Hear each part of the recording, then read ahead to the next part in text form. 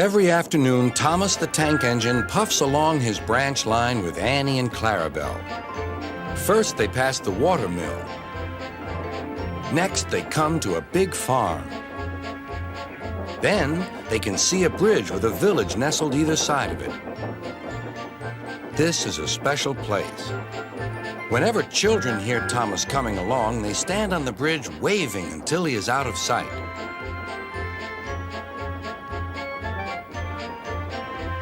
One day, Thomas was running late. He had stopped at the signal before the bridge to talk to some new children. Percy the green engine was waiting too. "Hurry up, Thomas," called Percy when the signal dropped. "If you're late, Sir Topham Hatt may get a new engine to replace you." He would never do that, thought Thomas, but he was worried. Next day, Thomas hurried along the line. Just ahead was the goods yard. There, on the platform, was an inspector waving a red flag.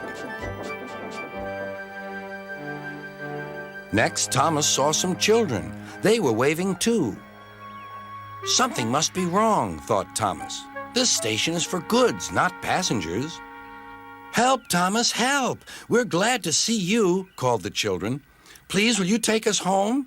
The station master explained to Thomas's driver that the school bus had broken down, and all the parents would be worried if the children were late. Thomas waited as the children walked down from the bridge.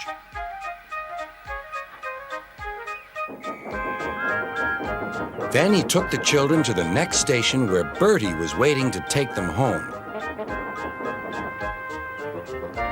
When Thomas finished his journey, he was very late.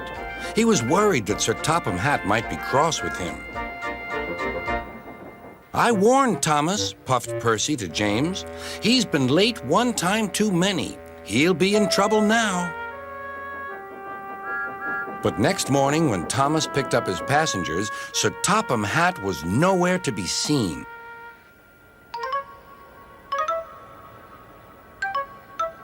"Thank goodness," sighed Thomas.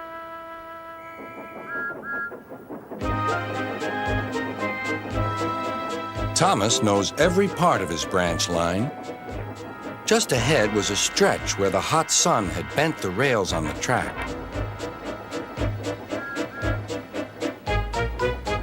"Careful, Thomas," called his driver, but it was too late.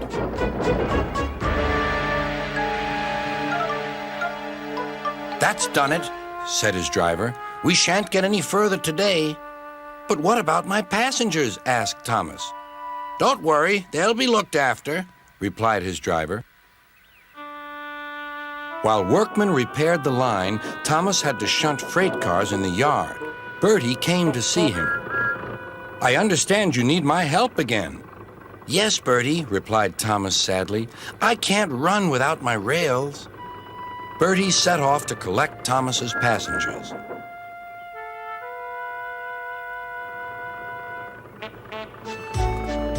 "Hello, Bertie," they said. "We're glad you're here." Bertie drove along the road that runs by the railway. He stopped at each station along the line. Sometimes he stopped between stations to let people off closer to their homes. Thomas felt miserable. "I've lost my passengers to Bertie. They'll like him better than me." Sir Topham Hatt arrived. "Your branch line is repaired. I'm going to change your timetable so that you and Bertie can work together more." When Thomas reached the station, there, to his relief, were all his passengers.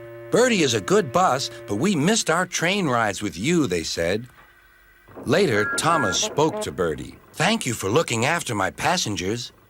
"That's all right, Thomas. I like to make new friends, but I'm glad to share them with you." "You're a good friend indeed," replied Thomas, "and always will be."